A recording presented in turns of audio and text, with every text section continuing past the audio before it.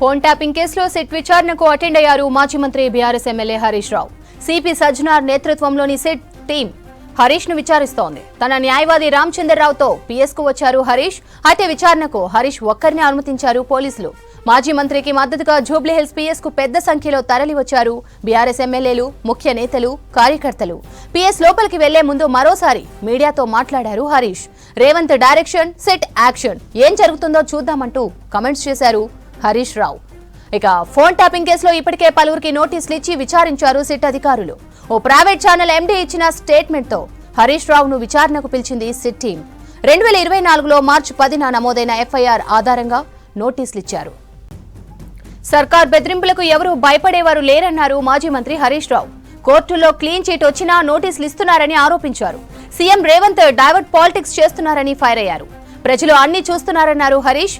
6 గ్యారంటీలు అమలు చేయట్లేదని అడిగితే నోటీసులు ఇస్తున్నారన్నారు హరీష్ రావు. అయినా గానీ ప్రజల పక్షాన గట్టిగా ప్రశ్నిస్తూ కొట్లాడతామని తెలంగాణ భవన్లో చెప్పారు. తర్వాత అక్కడి నుంచి జూబ్లీహిల్స్ పోలీస్ స్టేషన్ కు విచారణకు అటెండ్ అయ్యారు.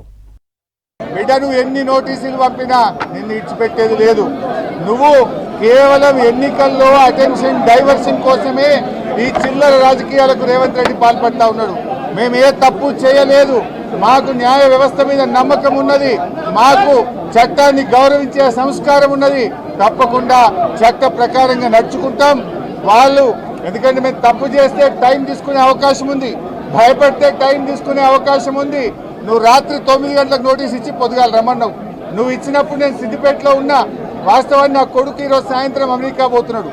అయినా కూడా మాకు తప్పు చేయలేదు కనుక భయపడాల్సిన అవసరం లేదు కనుక ధైర్యంగా సిట్ ముందుకు వెళ్తున్నాం. అడిగిన ప్రశ్నలకు సమాధానం చెప్తాం.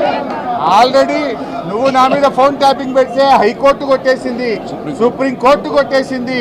అయినా మళ్ళా నోటీస్ ఇచ్చినావు.